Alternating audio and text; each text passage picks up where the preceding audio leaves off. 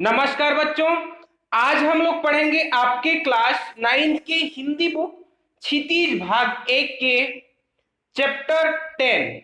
Chapter का नाम है वाक। ठीक है, इस चैप्टर को हम वाक बोल सकते हैं या ललद्युत के वाक भी हम बोल सकते हैं। ललद्युत के वाक क्यों बोल सकते हैं? क्योंकि इसके इसके जो कवित्री कौन है? ललद्युत जी हैं। जिस प्रकार से कबीर के पद होते हैं, मीरा के पद, कबीर के दोहे, या फिर तुलसी के चौपाइयां होती है और रसखान के सवैये होते हैं, उसी प्रकार से ललद्युत के वाक होते हैं।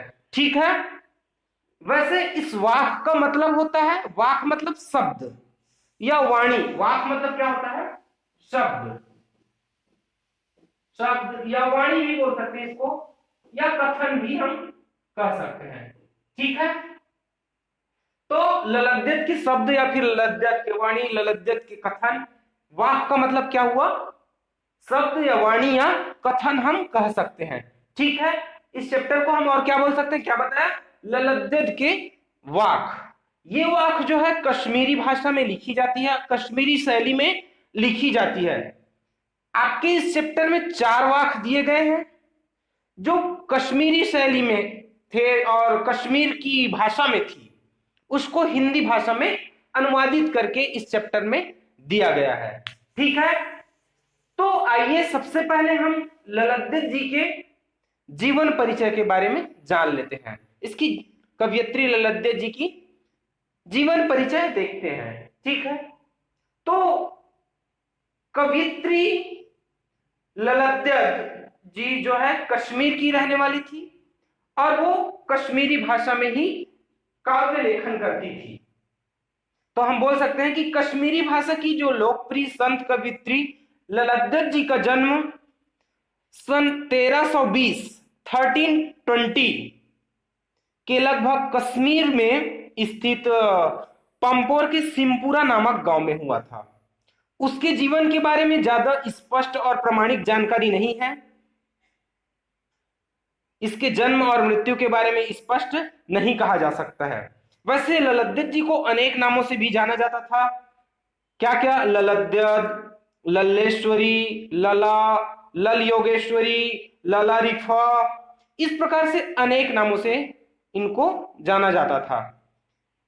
ललद्युत जी का जो देहांत हुआ वो 1391 के आसपास माना जाता है, 1391 के आसपास माना जाता है। ठीक है, वैसे इनकी जो काव्य शैली है उन्हीं को ही वाक कहा जाता है। ललद्युत की जो काव्य शैली होती है, काव्य लेखन की जो शैली होती है, उसे ही वाक कहते हैं। इन्होंने अपने वाक के माध्यम से जो है भक्ति के रास्ते पर चलने को कहा है। वे जो है अपने वाक के माध्यम से भक्ति के रास्ते पर चलने को कहा है। और जो धार्मिक आडंबर होते हैं, जो धार्मिक दिखावा होते हैं, जैसे मूर्ति पूजा या फिर ईश्वर को बाहर ढूंढना, मंदिरों में मस्जिदों में ढूंढना, इन सब चीज का वो विरोध की है। ठीक है, तो आइए अब हम बढ़ते हैं वाक की ओर, चैप्टर की ओर। तो पहला वाक क्या है? रस्सी कच्चे धागे की खींच रही मैं नाव, जाने कब सुन मेरी पुकार, करे देव भवसागर पार। पानी टपके कच्चे सकोरे, वर्त प्रयास हो रहे मेरे, जी में उठती रह रहूं घर जाने की चाह है घेरे। ठीक है, तो इस वाक का हम संदर्भ लिखेंगे तो संदर्भ हम क्या लिख सकते हैं? चैप्टर का नाम लिखना होता है, बुक का नाम लिखना होता है और कवित्री का नाम लिखना होता है, कवि या कवित्री का नाम लिखना होता है। ठीक है, तो हम इसमें क्या लिख सकते हैं संदर्भ में कि प्रस्तुत वाक हमारी पाठ्य पुस्तक क्षितिज भाग 1 के वाक नामक पाठ से लिया गया है, जिसकी कवित्री ललद्युत जी हैं। ठीक है, अब इसके प्रसंग में हम क्या लिखेंगे? प्रसंग में हम लिख सकते हैं कि प्रस्तुत वाक में कवित्री ललद्युत जी ने ईश्वर प्राप्ति के लिए जो की जाने वाली प्रयास होती है उसकी व्यर्थता को बताया है। ठीक है, क्या लिखेंगे प्रसंग में? प्रस्तुत वाक में कवित्री ललद्युत जी ने ईश्वर प्राप्ति के लिए की जाने वाली प्रयासों की व्यर्थता को बताया है।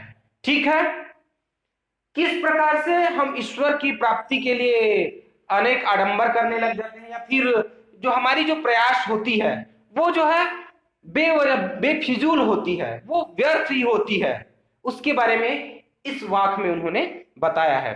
ठीक है, तो अब हम इस वाक्य का जो भावार्थ देखते हैं। रस्सी कच्चे धागे की खींच रही मैं नाव।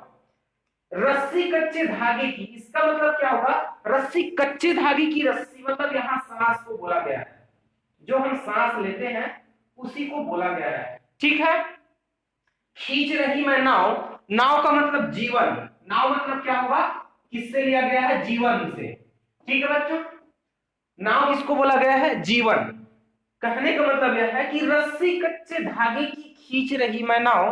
कवयित्री ललित जी बोलती हैं कि जो रस्सी कच्चे धागे की, जो धागे जो है एकदम कमजोर है, जो कच्चे धागे से बनी हुई है, जो कभी भी टूट सकती है, जो हमारी ये सांस है वो कभी भी टूट सकती है, जिसके सहारे से मैं खींच रही मैं नाव, जिसके सहारे से, उस सांस के सहारे से, जो वो मेरी जो सांस है वो कभी भी टूट सकती है और टूट करके वो कभी भी बिखर सकती है और मेरी जीवन जो है समाप्त हो सकती है।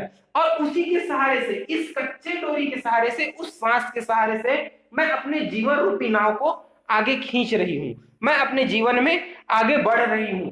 किसके माध्यम से? इस सांस के माध्यम से। और ये सांस क्या है? कच्चे धागे के समान है, कभी भी टूट सकती है। ठीक है, मतलब मैं कभी भी मृत्यु को प्राप्त कर सकती हूँ। आगे है, जाने कब सुन मेरी पुकार करे देव भवसागर पार।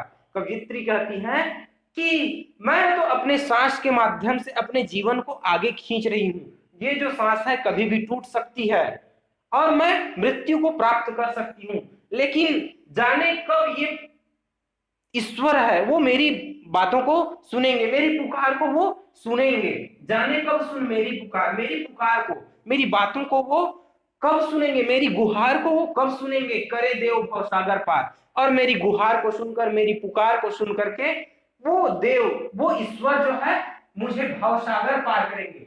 भवसागर का मतलब जो संसार रूपी जो सागर है, इस दुनिया से मुझको कब पार करेंगे। भवसागर मतलब संसार रूपी सागर को बोला गया है। इस दुनिया से मुझको कब पार करेंगे और मुझको मोक्ष देंगे, मतलब मुझको कब ईश्वर की प्राप्ति होगी। न जाने यह मेरा सांस जो है कब टूट जाएगी, क्योंकि ये तो कच्चे धागे से बनी हुई है, ये कब टूट जाएगी इसका मुझे पता नहीं है। जिसके इस कच्चे धागे के सहारे से मैं अपनी जिंदगी को आगे बढ़ा रही हूँ, अपने जिंदगी के, अपने जीवन की, जीवन रूपी नाव को आगे खींच रही हूँ, ये कब टूट जाएगी इसका कोई भरोसा नहीं है। और मेरी पुकार को ये भगवान जो है कब सुनेंगे और कब मुझको अपने पास बुलाएंगे, इस भवसागर से पार करेंगे, इस संसार से मुझको प्राप्त करेंगे, पार करेंगे और मुझे अपने पास बुलाएंगे। आगे है, पानी टपके कच्चे सकोरे व्यर्थ प्रयास हो रहे मेरे। पानी टपके मतलब पानी टपका टपकना, कच्चे सकोरे, कच्चे सकोरे का मतलब कच्चे मतलब समझ गए कच्चा, सकोरे का मतलब मिट्टी का बना एक पात्र या कटोरा। ठीक है, कच्चे सकोरे मिट्टी का बना एक कटोरा, पानी टपके कच्चे सकोरे। समझ में आ रहा है कि जिस प्रकार से मिट्टी से मतलब कच्ची मिट्टी से बनी हुई जो कटोरा होती है ना, उसमें अगर हम पानी डाल देते हैं तो वहां से वो पानी जो है बूंद बूंद करके टपकने लग जाती है। ठीक उसी प्रकार से व्यर्थ प्रयास हो रहे मेरे। यहां पर बोल सकते हैं कि अगर हम किसी कटोरे में, कच्चे मिट्टी से बने कटोरे में पानी को डाल देते हैं तो वो बूंद बूंद कर करके वो नीचे गिर जाती है, वो पानी जो है बूंद बूंद करके नीचे गिर जाती है। उसी प्रकार से मेरी जीवन भी धीरे धीरे कर करके समाप्त हो रही है, वो समाप्त हो रही है, अंतिम होने जा रही है, मतलब मैं मृत्यु के कगार पे आ गई हूं और व्यर्थ प्रयास हो रहे मेरे। इस प्रकार से मेरे प्रयास, जो ईश्वर को पाने की जो प्रयास है वो व्यर्थ ही जा रहा है। ये ईश्वर जो है मुझे नहीं मिल रहे हैं, मुझे कब भवसागर पार करेंगे, मेरी पुकार को ये ईश्वर जो है कब सुनेंगे? मेरी ये जो पुकार जो है व्यर्थ जा रही है। ठीक है। जी में उठती रह हूँ, घर जाने की चाह है घेरे। जी में उठती मतलब मेरे जी में बार बार ये बातें आ रही है। जी में उठती रह हूँ मतलब बार बार ये जो बातें आ रही है। हुक का मतलब होता है एक विरह वेदना। ठीक है। मतलब किसी से बिछड़ना या फिर किसी को मिलने के लिए जो दर्द होती है उसको इस संग जो कश्मीरी भाषा में क्या बोला गया है, वाक्य में हुक बोला गया है। हुक मतलब विरह, मतलब दुख। ठीक है। किसी से मिलने की जो दुख है वो मेरी मन में, मेरी हृदय में बार बार ये दुख आ रही है। क्या लिखते हैं आगे, घर जाने की चाह है घेरे। घर का मतलब यहाँ पे ईश्वर का घर, ईश्वर के घर जाने की इसको जल्दबाजी है। ये जो है इनके जी में बार बार ये दुख आ रही है। ये अपने मन में ये बार बार सोच रही है कि मैं कब जाऊंगी, मैं अपने ईश्वर के घर में कब जाऊंगी। घर जाने की चाह है घेरे। उसी को बोल रही है कवित्री कि मुझे तो उस ईश्वर के घर जाने की चाहत है। कब ये मेरी पुकार सुनेंगे और मुझको अपने पास, अपने घर बुलाएंगे। कौन बुलाएंगे? ईश्वर। ठीक है। इसका भाव समझ में आया? इसका भावार्थ हम एक बार और देख लेते हैं कि कवित्री ललित जी कहती है कि यह हमारा, मेरा जीवन, जो मेरी जीवन है वो कब समाप्त हो जाएगी इसका कोई भरोसा नहीं है। इसको मैं कच्चे धागे से खींच रही हूँ। ये सांस जो है कब समाप्त हो जाएगी उसका कोई भरोसा नहीं है। मैं अपने जीवन रूपी नाव को इस सांसों के माध्यम से खींच रही हूँ और यह सांस जो है कब रुक जाएगी इसकी या फिर कब टूट जाएगी इसकी भरोसा नहीं है। और न जाने ये भगवान जो है, ये ईश्वर जो है मेरी पुकार को सुनेंगे और मुझे इस संसार से पार लगाएंगे। जिस प्रकार से मिट्टी की बनी हुई कच्चे कटोरे में पानी जो है बूंद बूंद करके बह जाती है, उसी प्रकार से ही मेरे जीवन जो है वो भी व्यर्थ ही समाप्त होते जा रहे हैं। और ये जो मैं जो ईश्वर को प्राप्त करने की जो प्रयास कर रही हूँ वो भी व्यर्थ जा रही है। मेरे मन में यह दुख हमेशा उठ रही है, बार बार उठ रही है कि मैं कब उस ईश्वर के घर में जाऊं, उस ईश्वर के पास जाऊं। ठीक है। समझ में आया ये? ठीक है। अगली वाक को हम नेक्स्ट वीडियो में पढ़ेंगे।